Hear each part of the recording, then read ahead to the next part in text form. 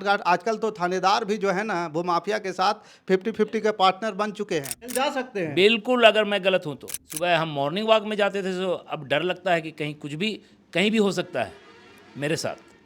घर से निकलना भी मना। 44 का लेटर दिखाए नहीं दिखाए। साफ समझ सकते हैं कि थानेदार और भूमाफिया में कितना गहरा संबंध में आकर के इतनी बड़ी लड़ाई लड़ना माफियाओं के साथ पार लगिएगा जी। ये वही तो हैं, अब ऊपर वाले के सहारे। तो नमस्कार, मैं हूं पवन चंचल और आप देखना शुरू कर चुके हैं जनजोश न्यूज़। देखिए, आज मेरी मौजूदगी डोभी प्रखंड में है और डोभी गांव में ही है। समझ लीजिए कि डोभी मोड़ यहाँ से मात्र 100 मीटर 50 मीटर की दूरी पे है। और यहाँ पे जिस घर में हम बैठे हुए हैं उस घर में एक समस्या है। और ये हमारे साथ जो शख्स बैठे हुए हैं, ये पूरी उम्र जो है शिक्षा का जोत जलाने में, लोगों को शिक्षित करने में, समाज को शिक्षित करने में अपनी उम्र को खपा दिए। और सरकार इनको जो है उस जिसमें 85 के लगभग 85 में ही ना 87 में जब परवाना बट रहा था तो इनको भी 1 एकड़ 73 डिसमिल जो है ज़मीन मिली। तीनों भाई उस पर जो है जोत कोड़ करके अपने अपने परिवार को, बीवी बाल बच्चे को जो है पालन पोषण किए। चर्चा ये है कि परवाना का ज़मीन मिला, जिस परवाने के ज़मीन का रजिस्ट्री नहीं होता है, अधिकारियों की मिली भगत की वजह से, भ्रष्टाचार की वजह से उस ज़मीन का रजिस्ट्री किया गया। ज़मीन का नेचर बिल्कुल अलग है, वो ज़मीन खतियानी नहीं है जैसा कि ये बता रहे हैं, जैसा कि इनका जो है परवाना का जो है कागजात है। देखिए, ये बंदोबस्त भूमि ये कागज़ है और ये कागज़ भली भांति आप समझ सकते हैं कि ये कागज़ क्या कहता है। इसके बाद जो है रजिस्ट्री वाला कागज़ दिखाइएगा आप, जहाँ पे रजिस्ट्री इसके ये रहा। अब ये रहा, ये जो हाथ में दिख रहे हैं ये रजिस्ट्री पेपर है, उसका कॉपी है, नकल है। और इसमें साफ साफ शब्दों में सारी मैटर जो लिखा हुआ है जो मैं आपको बता रहा हूँ। और इस पे जो है ये उमेश्वर सिंह उर्फ उमेश सिंह 72 वर्ष इनका उम्र है। इन्होंने जो है लिखा है। खरीदने वाला का जो नाम है अनिल कुमार है, 34 वर्ष उम्र है। इनके पिता का नाम जो है सोखी सिंह है, जाति चंद्रवंशी, ये नारायणगढ़ गया, मुस्तफ़ाबाद, रामपुर थाना, जिला गया के निवासी हैं। अब इन्होंने जो है 57.66 डिसमिल जो है ज़मीन खरीद लिए हैं। और इसमें एक चीज़ और लिखा हुआ है कि इसमें जो है ये ज़मीन जो है निबंधन योग्य है, और लेकिन उसका जस्ट अपोजिट है ये ज़मीन निबंधन। चूँकि आप जानते हैं कि परवाना का ज़मीन, कोई भी आदमी जानता है कि परवाना का ज़मीन जो है स्थानांतरण नहीं होता है, उसका रजिस्ट्री नहीं होता है, ना ही उसका डिमांड खुल सकता है, किसी दूसरे के नाम पे नहीं जा सकता है। जिसे मिला है वो इस्तेमाल करे, खेती करे। लेकिन ये सारा का सारा फर्जी है इस आधार पे कि चूंकि आपको पहले मैंने परवाना का सर्टिफिकेट दिखाया था, उसके आधार पे ये सारा का सारा मामला फर्जी है। अब देखिए खेल जो है शुरू कैसे होता है। ये परवाना का ज़मीन है, सड़क किनारे ये ज़मीन है जिस पे ये जो है खेती करते आ रहे हैं, अपने भरण पोषण करते आ रहे हैं। बुढ़ापे का एकमात्र इनका जो है वो ज़मीन सहारा है और उस ज़मीन से ये जी रहे हैं, खा रहे हैं। इनका भाई जो है आगे का ज़मीन जो है बंटवारा हुआ नहीं, आगे का ज़मीन लिख चुके हैं। सबसे पहले सर आप अपना नाम बता दीजिए, इसके बाद आगे हम बढ़ेंगे। मेरा नाम शिव नारायण सिंह है। ये ज़मीन तीनों भाइयों के नाम से था? जी, तीनों भाइयों के नाम से हम लोगों को बंदोबस्ती परवाना मिला है 87 में। 87 में। हाँ। उसके बाद से इस ज़मीन पर आप लोग काम कर रहे थे, अपना खेती जी, कर रहे थे। संयुक्त रूप से हम लोग सब भरण पोषण हो रहा था। कब पता चला कि ये ज़मीन जो है बिक गया? हमको 2024 में तब आभास हुआ जब हमारे वही खेत में अचानक 20-25 आदमी फीता लेकर के वो नापना उपना शुरू किया, तो हम लोग अवाक रह गए। तो मैं और छोटा भाई वहाँ गया तो देखा कि मेरे बड़े भाई और कुछ गया के कुछ लोग थे और उन लोग आके नापी उपी कर रहे हैं। तो मैंने पूछा भाई क्या नापी हो रहा है? तो बोल रहा कि ज़मीन मेरा है, ज़मीन हम लोग खरीद लिए हैं ऐसा। उसी समय हमको आभास हुआ कि ये ज़मीन शायद बड़े भाई तो उन लोगों को बताया नहीं कि ये ज़मीन परवाना का है और परवाना वाला ज़मीन जो है स्थानांतरित नहीं होता है, बिक्री का नहीं होता है? कई बार हम बतलाए, बड़े भाई को जाके समझाए, लेकिन बड़े भाई कुछ समझने के लिए तैयार नहीं थे। इसके बाद फिर क्या एक्शन लिया आप? उसके बाद हम उसको कि न बेचे हमारे बड़े भाई, तो 16 नवंबर शायद 9वां महीना में हमने टाइटल में किया कि भाई ये ज़मीन खरीद बिक्री का नहीं है, न बेचे, से कोर्ट से हिदायत देने के लिए हमने एक दायर किया। दायर किया, उसके बाद कब पता चला कि इस जमीन का रजिस्ट्री हो चुका है? ये उसके बाद देखे कि ये लोग एक दिन और आए और फिर ज़मीन पर कब्जा करना चाह रहे थे। तो हम लोग जब दोनों भाई गए तो हमको वो लोग कहने लगे कि अब तो ये बिक गया। कुछ गांव के ही कुछ लोगों से ऐसा पता चला, तो हम कंफर्म हो गए कि लगता है कि ये बेच दिए हैं। तो फिर हमने वो रजिस्ट्री ऑफिस गया मैं जा कर के, वहाँ हमने वो प्रयास किया नकल निकालने का, तो वहाँ से एक कोई थे, नकल निकला? हाँ, नकल निकल गया। जेसीबी आप बता रहे थे कि जेसीबी से लोग पहुंचे थे लेकर के जमीन को प्लेन करने के लिए। हाँ, वो 7 जुलाई को 2025 में लोग मेरे खेत के सब आर उर तोड़ दिए। और तो हम लोग फिर पता चला तो हम लोग दौड़े दौड़े गए। जाने के बाद हमने भाई क्यों कर रहा है, तो वो कहे कि हम मार के गाड़ देंगे और ये करेंगे, माने अभद्र और भाषा और गाली गलौज ऐसा करने लगे। तो फिर हम डर गए, सहम गए। वो लोग 3-4 आदमी से थे, उन लोग माफिया प्रवृत्ति और इस तरह का देखने में ही लग रहे थे। तो प्रशासन का आप सहारा लिए? हाँ, प्रशासन का सहारा लिए। 112 तुरंत 5 मिनट के अंदर बल्कि पहुंच गई। प्रशासन आए तो प्रशासन बोले कि चलिए आप लोग क्या कर रहे हैं, तो उन लोग कहा कि हम लोग केवाला से खरीदे हैं। तो मैंने कहा भाई परवाना का ज़मीन बिकता नहीं है। प्रशासन को मैंने स्पॉट पर कहा, तो वो लोग बोलो नहीं चलो उसे थाने पर चलो, वहीं फैसला होगा। थाने में क्या हुआ? थाने में गए तो उसके बाद वो दोनों से कागज़ मांगे। उस दिन हम नहीं जा पाए थे। उस दिन हमने बोल दिया था कि मेरी बेटी की सगाई है, 7 तारीख को ही था। तो हम बोले, रिक्वेस्ट किए थे कि हम दूसरे दिन आएंगे। दूसरे दिन जब गए तो उन लोग नहीं आए थे। तो हम लोगों को कहा गया कि बाद में मिलो। ऐसा हम लोग परेशान हो गए। मिला नहीं, लेकिन 25-30 बार इधर 1 महीना के अंदर हम चले गए होंगे। प्रतिदिन आप हाँ हाँ, प्रतिदिन हम लोग लेकर के कागज़ लेके दौड़ते रहे न्याय की अथी में, लेकिन कोई सुनवाई नहीं। कभी वो नहीं है तो वो नहीं है तो वो नहीं आया, मैंने इस तरह का हम लोगों को। एफआईआर वगैरह मारपीट हुआ, तो एफआईआर क्यों नहीं किए? जी, एफआईआर के लिए आवेदन दिए, हर बार जब बार हुआ दिए, लेकिन एफआईआर नहीं किया गया। आज तक नहीं हुआ? आज तक नहीं हुआ। बड़े साहब के पास गए? बड़े साहब एसएसपी, एसडीपीओ के पास गए, उन्होंने आदेश दिए थाना प्रभारी को। उन्होंने कहा, उन्होंने बिल्कुल सही कहा कि परवाना की ज़मीन बिकता नहीं है। जो अगर वैसा है आपके नज़र में है तो उनको तुरंत अरेस्ट कर जेल भेजिए। उन्होंने हमारे सामने फ़ोन पर उन्होंने थाना प्रभारी महोदय को। तो क्या एफआईआर हुई एसएसपी साहब के आदेश के बाद? नहीं हुआ है, नहीं हुआ। क्या आप ये जानने का प्रयास नहीं किए क्यों नहीं किया? सर, हम लोग को चूँकि एक बढ़िया से रिस्पांस नहीं दे रहे थे और इस तरह से बार बार बेइज्जत होना, हम एक वरिष्ठ नागरिक भी अब हैं, अब वृद्ध भी हो गए हैं, तो उतना आप कहिए कि हिम्मत नहीं जुटा पाए या फिर जो भी हो। आप लोग आपको एफआईआर, आप तो मतलब कि थाने से आपको सहयोग नहीं मिल रहा है और इधर से भूमाफिया चढ़े जा रहे हैं ज़मीन पे, तो आप क्या सुरक्षित महसूस कर रहे हैं या नहीं कर रहे हैं? एकदम सुरक्षित महसूस नहीं कर रहे हैं। डर लगा रहता है कि भाई कुछ लोकल दबंग लोग भी हैं और कुछ बाहरी लोग भी हैं, कब किसी भी समय कुछ भी हो सकता है। हम लोग बहुत सहमे हुए और डरे हुए रहते हैं। क्या धमकियां भी मिलती है? धमकी जब सामना हुआ उस समय धमकी दिया गया। तो थाना इस बात को बोले? अब थाना को बार-बार लिखित भी दिया, नहीं माना? एफआईआर नहीं हुआ। हम चाह रहे थे कानूनी कार्रवाई हो, लेकिन आज तक नहीं हुआ।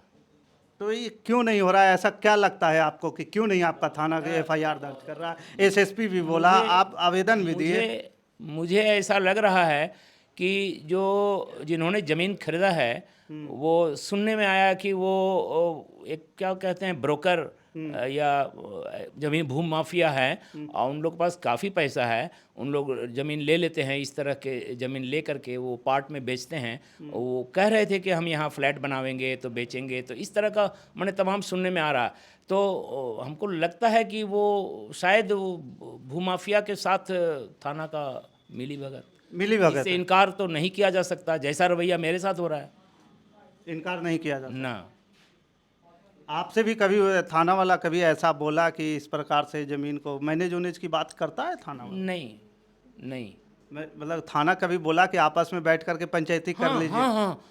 हाँ, वो कई बार कहा है कि भाई आप लोग बैठ के क्यों नहीं कर लेते हैं, आप लोग बैठ के क्यों नहीं कर लेते हैं। हाँ, हम कहें कि कैसे कर ले सर, बिना बंटवारा के ज़मीन बेच दिया, और वो और एक तो परमाना वो लोग अवैध है, माने जाली केवाला होती ही नहीं है, ये तो मैं जानता हूँ। केवाला फर्जी है, केवाला ही फर्जी है। न उनका रसीद भी नहीं कट रहा है।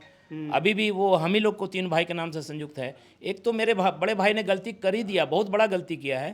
तो हम ये नहीं कहेंगे कि हमारे बड़े भाई को मैंने किए हैं वो गलती। अब क्या चाहते हैं? देखिए, आप एक वृद्ध अवस्था में पहुंच गए हैं और ज़मीन की लड़ाई लड़ रहे हैं, तो ये बड़ा एक संघर्ष वाला जीवन है। और इस अवस्था में आकर के इतनी बड़ी लड़ाई लड़ना माफियाओं के साथ, पार लगिएगा जी। ये वही तो हैं, अब ऊपर वाले के सहारे। अब तो भाई थाना प्रशासन और भी पदाधिकारी कोई सहयोग नहीं करेंगे तो क्या करेगा मनुष्य। क्योंकि आप पेशे से शिक्षक रहे हैं, कभी आप ऐसा तो आपका हिस्ट्री नहीं रहा कि लड़ाई झगड़ा भी कर सकते हैं। कभी नहीं, वो कभी नहीं रहा मेरा। तो आप क्यों लड़ रहे हैं? जमीन तो ऐसे भी कहेगा, भूमाफिया लोग हैं तो जमीन चाहेंगे कि आप भी जमीन बेच दीजिए, आप बेच भी सकते हैं। लेकिन मैं चूंकि शिक्षक होने के नाते मैं सिद्धांत का भी पक्का हूँ। मैं जान रहा हूँ कि मैं सरकार के साथ धोखा नहीं करूँगा, न करता हूँ। मतलब कानून जो कह रहा है उसके आधार हाँ, पर कानून के आधार पर हो। अब ये जो यहाँ के डीएसपी या लोकल जो आपके क्षेत्र के एसडीपीओ जो हैं, एसएसपी के पास फिर दोबारा गए? आज ही गए थे लेकिन भेंट नहीं हुई डीएसपी साहब के पास। हम गए रिटर्न थे। में आवेदन दे रहे हैं उनको? कितने आवेदन अभी तक दे चुके हैं आप? अभी तक लगता है 10-12 आवेदन दे चुका हूँ। कितने समय से? ये करीब 3-4 महीना। 3-4 महीना में 10-12 आवेदन? या 6 महीना होगा, हो सकता है। जिस समय से शुरुआत हुआ था वो 2024 नवंबर 2000, उस समय से 10-12 आवेदन या और भी आवेदन होगा। मतलब हर महीने एक आवेदन दिया आपने? लगभग हर महीने 1-2 आवेदन देते जा रहे हैं, लेकिन कार्रवाई नहीं हुई। बल्कि मैंने उस समय और भी ज़्यादा होगा, क्योंकि मैंने by post registry, speed post, मैंने हर जगह डीएम साहब, एसपी साहब और थाना अनुमंडल पदाधिकारी हर जगह मैंने स्पीड पोस्ट दिया कानूनी कार्रवाई करने के लिए। उसके पास, मेरे पास वो स्पीड पोस्ट का वो क्या कहते हैं, वो रिसीविंग है? हाँ, वो है। चलिए, देखिए, जो सरकार का कानून है और जिस प्रकार से सरकार जो है, सरकार के अधिकारी कानून के पचड़े में एक भोले भाले शिक्षक कहे या उम्रदराज जो अपने जीवन के अंतिम पड़ाव पर है, इसके बाद जो है जिस उम्र में इनको शांति से जीना चाहिए, उस उम्र में ये अधिकारियों के, सरकारी कार्यालयों के दर पे अपना सर पटक रहे हैं, न्याय की गुहार लगा रहे हैं, आवेदन दे रहे हैं, लेकिन आवेदन पर एक भी कार्रवाई नहीं हो रही है। इस बात से आप अंदाज़ा लगा सकते हैं कि सबसे बड़ा इसमें मुजरिम कौन हो सकता है। सबसे बड़ा जो है इस घटना को लेकर के, अगर इनके साथ कोई घटना होता है उसका जिम्मेदार कौन हो सकता है? सबसे पहले तो शुरुआत होती है कि इनके बड़े भाई जो ज़मीन को रजिस्ट्री किए बिना, जो रजिस्ट्री योग्य ज़मीन नहीं है उसकी रजिस्ट्री किए, और बिना बंटवारे के, जो उसमें लिखेंगे खानगी बंटवारा हुआ है, खानगी बंटवारा हुआ था? कुछ नहीं हुआ, कभी नहीं हुआ कोई बंटवारा। कभी नहीं हुआ? कभी नहीं हुआ। जब बंटवारा नहीं हुआ, बिना बंटवारा के ये ज़मीन के आगे वाला हिस्सा, मतलब जो सबसे कीमती हिस्सा होता है सड़क किनारे जो होता है, उस हिस्से को इन्होंने जो है बेच दिया। दूसरा, अगर अधिकारी को में से अगर शुरुआत करते हैं तो आप रजिस्ट्री कार्यालय चले जाइए, जो चंद पैसे, चंद रुपयों में रजिस्ट्री कार्यालय वाले बिक जाते हैं और गलत भूमि को सही ठहराने में लग जाते हैं। क्योंकि परवाना के ज़मीन को इस प्रकार से रजिस्ट्री हो ही नहीं सकती है। और उसका एक रिपोर्ट है, रिपोर्ट दिखाइएगा, कर्मचारी का रिपोर्ट है। उस रिपोर्ट में साफ सुथरे शब्दों में लिखा गया है कि ये ज़मीन इनको जो है परवाना के माध्यम से प्राप्त हुआ है। और नीचे के लाइन में लिखा हुआ है, स्थानीय जाँच में पता चला कि परिवादी के बड़े भाई उमेश सिंह द्वारा ज़मीन बिक्री कर दिया गया है, जिसको लेकर के विवाद है। परवाना से प्राप्त भूमि बिक्री योग्य नहीं होती है। उक्त ज़मीन पर जो है मुकदमा भी चल रहा है सरघाटी न्यायालय में जो विचाराधीन है। ये साफ सुथरे शब्दों में जो आपको बता दूं कि कर्मचारी लिख के दिए हैं और ये कोई भी जानता है। पे कर्मचारी को लोग जो है बहुत बड़ा सिस्टम का भ्रष्टाचार माना जाता है कि कर्मचारी सबसे बड़ा भ्रष्टाचार होता है, भ्रष्टाचारी होता है। लेकिन इस रिटर्न कागज़ के आधार पे हम तो नहीं कह सकते कि वो कर्मचारी बेईमानी कुछ भी किया है, अपने काम ईमानदारी से किया है, तो ईमानदारी से उन्होंने काम किया है। अब आते हैं थाने पे। अभी आप बता रहे थे कि थाना आपको बोला कि 44 लग चुका है। जी, कल की ही बात है। खेती कर रहे थे तो पहले तो वो दबंग करण यादव और कौन कौन एक ही को पहचानते हैं, वो लोग आए, रुकवाने की कोशिश किए, लेकिन हम अपना काम चूँकि कर ही रहे थे, तो तुरंत लगता है थाना आया तो क्या बोला? थाना कहा कि काम रोक दो, 144 का लेटर है। तो मैं डर गया, मैं सोचा कि भाई 144 अगर है तो काम रोक देना चाहिए। तो फिर मैंने मांगा उनसे कि भाई कुछ है तो सर दिखाया जाए, कागज़ दिखाया, तो वो टाल बेटाल कर दिए कि है, हम कह रहे हैं ना कि है, काम रोक दो, और वो डपट दिए। तो मैं फिर 44 का लेटर दिखाए? नहीं दिखाए। चलिए, तो इससे आप साफ समझ सकते हैं कि थानेदार और भूमाफिया में कितना गहरा संबंध है। आपको कितने बार थानेदार बुलाए हैं? कई एक बार हो गया, अब तो गिने तो नहीं है, लेकिन फिर भाई भी सुबह शाम मोटा मोटी रेगुलर यहाँ मोटा मोटी 15-20 बार हम लोग गए होंगे जरूर। कितने दिन के भीतर 15-20 बार गए? एक महीना के अंदर में। एक महीना के अंदर में थानेदार जो है 15-20 बार थाना में बुलाता है, कोई कार्रवाई? कोई कार्रवाई नहीं होती है। कोई कार्रवाई नहीं होती है। अब इससे आप अंदाज़ा लगा सकते हैं कि ये जो डोभी थाना के थानेदार हैं, अब उनका नाम तो मुझे नहीं पता, नाम पता है आपको? नहीं पता है। तो थानेदार जो है बार बार इनको थाना पर बुलाते हैं और इनको जो है घर भेज देते हैं। तो आप इनकी मानसिक अवस्था को समझ सकते हैं। और थानेदार के और उस जो भूमाफिया है, जो ज़मीन को जबरन जो रजिस्ट्री करवाया है, सरकारी परवाना वाला ज़मीन को, उसमें कितना साठगांठ। आजकल तो थानेदार भी जो है ना भूमाफिया के साथ 50-50 के पार्टनर बन चुके हैं। और हम तो उसकी प्रमाण तो नहीं दे सकते कि ये डोभी थाना के थाना अध्यक्ष कितना लोगों के साथ पार्टनर है, लेकिन ये रवैया जो बता रहे हैं चचा जी, जो मास्टर जी हैं, गुरु जी हैं, इस रवैया से एक अंदाज़ा लगाया जा सकता और आप समझ सकते हैं कि उन दोनों के बीच में संबंध है या नहीं है। ये आप कमेंट में बताइएगा। अब आप लोग क्या चाहते हैं? हम न्याय चाहते हैं। डर लगता है इन लोगों से? बहुत डर लगता है, बहुत डर लगता है। घर पे भी डर लगता है कि भाई कुछ भी कर सकते हैं वो लोग, जिस तरह के उन लोग का एटीट्यूड है। हम अपने बाल बच्चों को भी कह दिए हैं कि भाई इधर उधर मत जाइए, कुछ भी हो सकता है। रिटर्न में दिए हैं सरकार को? सुबह नहीं दिए, ऐसा नहीं दिए, नहीं है। सुबह हम मॉर्निंग वॉक में जाते थे, तो अब डर लगता है कि कहीं कुछ भी कहीं भी हो सकता है मेरे साथ। घर से निकलना भी बंद कर दिए? नहीं निकलते हैं, मॉर्निंग में नहीं निकलते हैं, थोड़ा लेट से निकलते हैं। मतलब इस हिसाब से निकलते हैं कि अगला सामने वाला सोच, मन में एक बना रहता है भय बना हुआ, भय बना रहता है। देखिए, अब ये ही स्थिति परिस्थिति आपके घर में हो, आपके घर के बुजुर्गों के साथ हो, तो आप क्या सोचेंगे? डोभी थाना के जो पदाधिकारी हैं, थाना अध्यक्ष हैं, उनके ऊपर वरीय पुलिस अधीक्षक जो जिला के जो कप्तान हैं, पुलिस कप्तान हैं, उनको भी एक बार विचार करना चाहिए कि इस बुजुर्ग के साथ न्याय होना चाहिए या नहीं होना चाहिए। अगर ये बुजुर्ग गलत हैं तो इनको जेल भेजिए।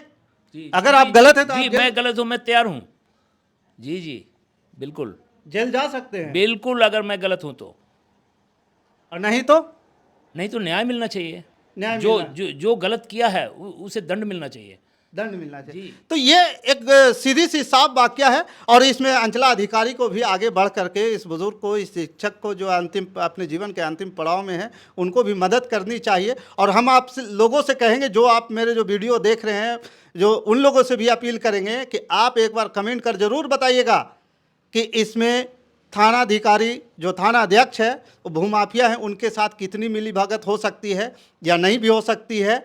और जो लोग जो भूमाफिया जो ये बता रहे हैं, उन लोग जो रजिस्ट्री लिए हैं, ये तो रिटर्न में हो गया है कि जो परवाना का ज़मीन है आप उसको कैसे रिटर्न करवा सकते हैं। तो इन सभी अधिकारियों पर क्या कार्रवाई होनी चाहिए या नहीं, आप हमें कमेंट कर जरूर बताइएगा। बाकी हमारे साथ बने रहने के लिए धन्यवाद। जय हिंद, जय भारत।